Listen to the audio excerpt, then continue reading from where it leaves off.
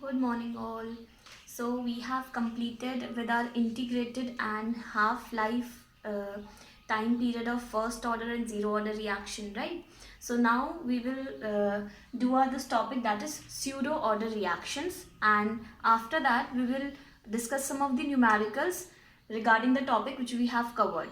Okay, now, first of all, what are pseudo order reactions? So, pseudo means something which is false, which is fake, right? Something which is fake. So pseudo order reactions are those reactions which have a kinetics of higher order, but it follows the lower order kinetics, right? Pseudo means it is fake. So it seems that a reaction is going to follow the second order, third order or fourth order reaction, but actually it is following the order which is less than this 2, 3, 4 or 5, right?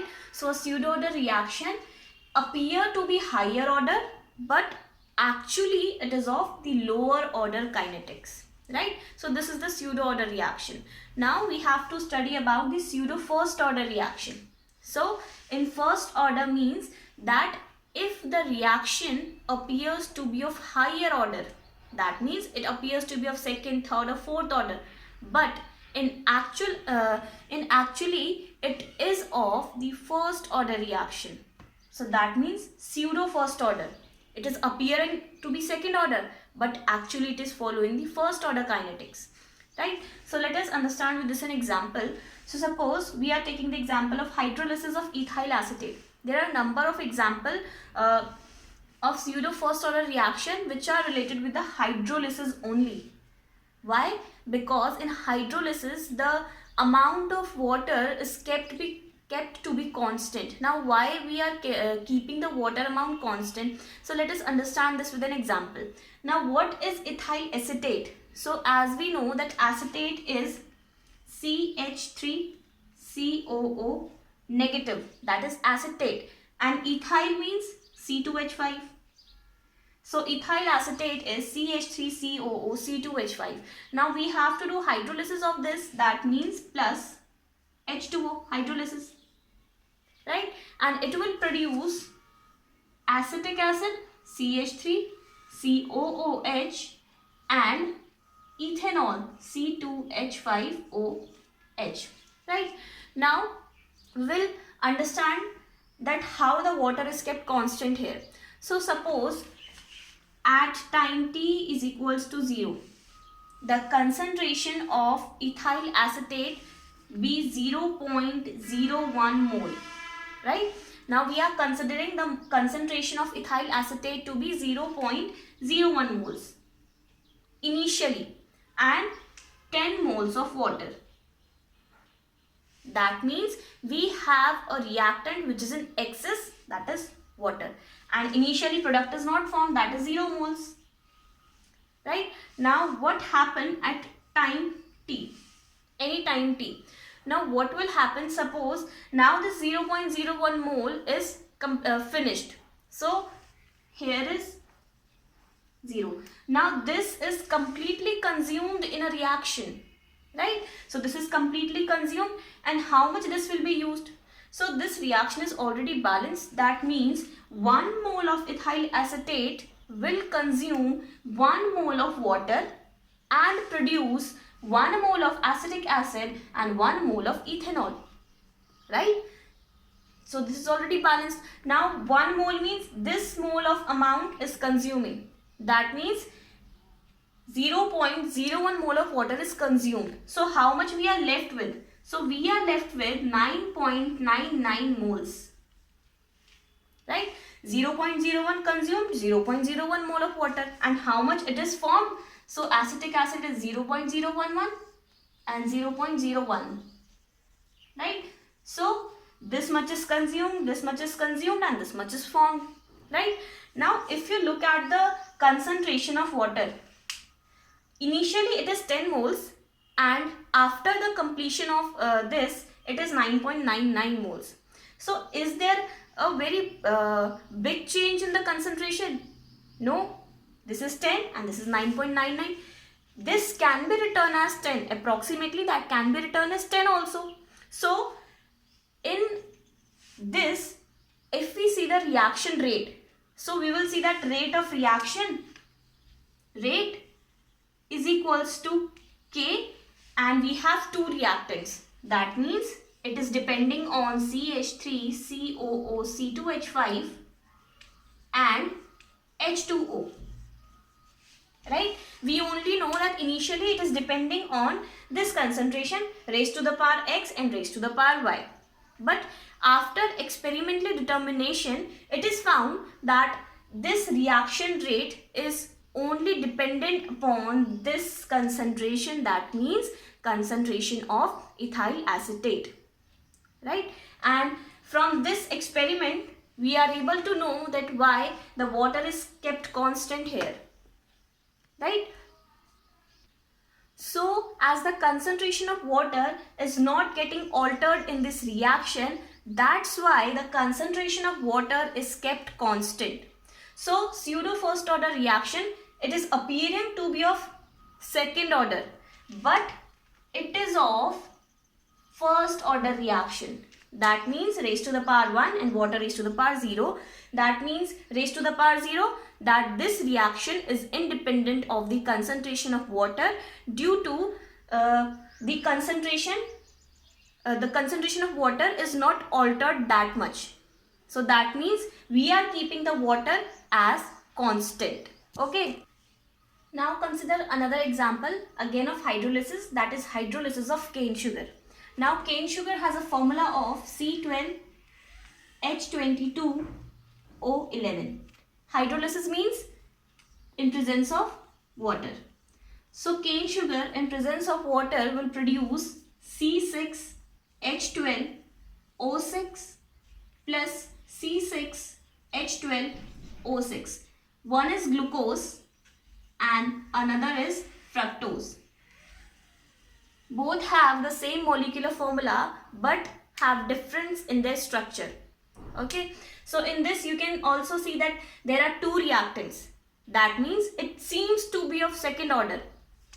That rate is equals to a constant concentration of reactant, that is cane sugar C12H22O11, and another reactant, that is water.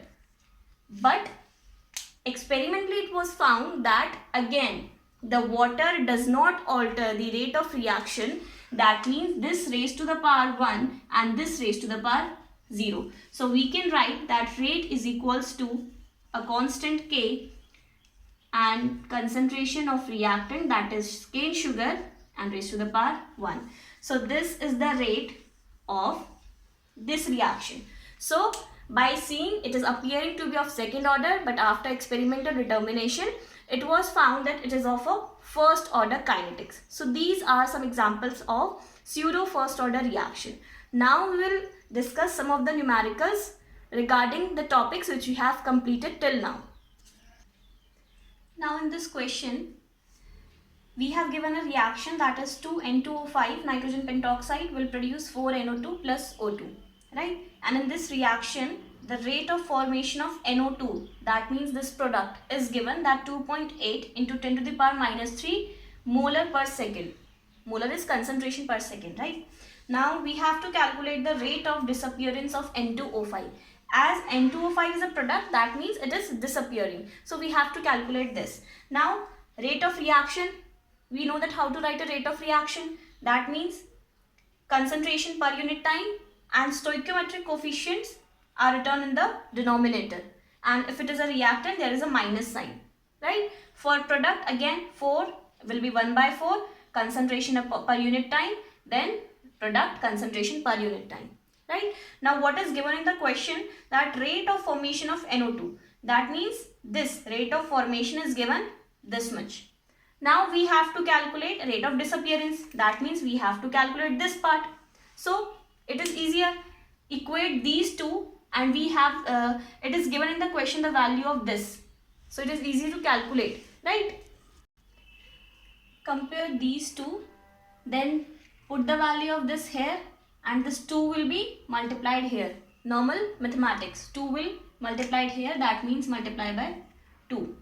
So after solving this part, we will get the answer of rate of disappearance of this, and minus indicates the disappearance, right? So calculate this part. Now next question is, a first order reaction takes 20 minutes for 25% decomposition. So what it is given in the question, that first order reaction, right? First order reaction takes 20 minutes, that means time is given 20 minutes for 25% decomposition. Now the reaction is decomposed 25%, right? Decomposition rate is given. Now what we have to calculate the time when 75% of the reaction will be completed. So we have to calculate that time when 75% will be completed.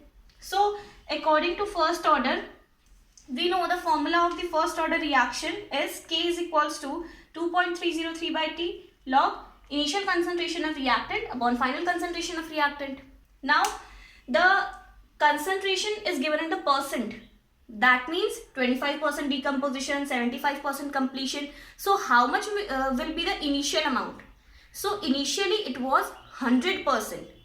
Then it is decomposing, right? So initially we have R naught, that is initial amount 100%, right? And this R is the final, that means where at which time we have to calculate. This is the reactant concentration. Now we have given that T is equals to 20 minutes, the 25% decomposition takes place. Now if the time is 20 minutes, 25% of the reactant is decomposed. That means how much is left here? This is the reactant concentration जितना हमारे पास हमें बचा हुआ है. So अगर हमारे पास 20 minutes में 25% decomposition हो चुका है, तो हमारे पास यहाँ पे कितना reactant बचा होगा? 75%. So our R is 100% minus 25%. This much is decomposed. That means we are left with the 75% of reactant, right? So that means this is 75. And if you want to convert, that means 100 by 100, 75 by 100. So now put all the values here. So it will become K is equals to 2.303. T is 20 minutes. Convert it into second, and if you are putting this in minutes, then the K will be the K which will result, that will be in the minutes only. That means unit of K will be in minutes. Okay. So log, now R naught is 100 and convert it, so it will become upon 100. And R is 75%, so 75 upon 100. That means 100 by 100 is cancelled. So this will come out to be 2.303 by 20 log, and this is 100 upon 75, right? So always whenever the reactant concentration is given in percent, put the direct value here, because the percent will be get cancelled, right? So now this is now solve this. So it will come out to be 4 by 3, 4 and 3. And in question log 4 is also given, log 3 is also given, but sometimes it may happen that it is not given. So please learn the values of this log. Okay. Now this I have written that log 4 by 3 by cancelling out, right? Now I have discussed in the previous video that log A upon B is equals to log A minus log B. That means log 4 minus log 3. Now put the values of this. So it will become log 4 is 0.6010 and log 3 is 0.4771, right? And this will be written as it is upon 20. So by solving this, we will get the value of K, right? And what will be the unit of K? K is equals to whatever you solve. Now this is in minutes. Log is constant, 2.303 is constant. So there is no unit in the upper half. ऊपर कोई unit नहीं है. So what will be the unit? This time. So time inverse is the unit, and time, this is in minutes. So what will be the unit? Per minute, right? So जो भी answer आएगा, that has a unit of per minute. Now what we have to calculate? We have to calculate the time for 75% decomposition, right? Now again, it is a first order reaction. So first order reaction has formula. Again apply the formula.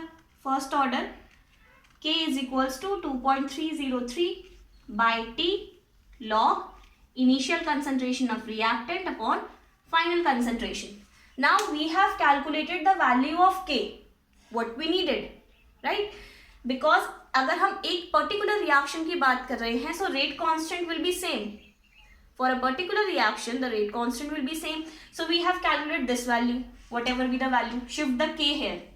T is equals to 2.303 by K log.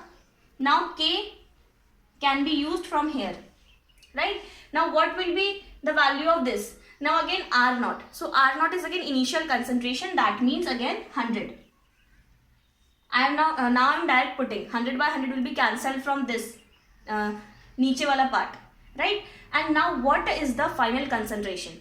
So we have asked for 75% decomposition. Now 75% of the reactant is decomposed. That means how much is left? So we are left with 25% of the reactant, right? Always remember कि जो हम यहाँ पे time use कर रहे हैं, at that time हमारे पास कितना reactant बचा हुआ है, that concentration we have to put here. Okay, now again solve this. So it will become this 4 by 1. So T is equals to 2.303 and whatever be the answer here, so log 4, and log 4 is again 0.6010. Put the value, then T will be whatever you calculate, so T will be in the minutes. And now if the answer is asked in seconds, what you have to do? Multiply this by 60. So answer will be converted into seconds, right? So these are some of the questions which you have to do, and if you have any doubt, please ask me. Okay, thank you.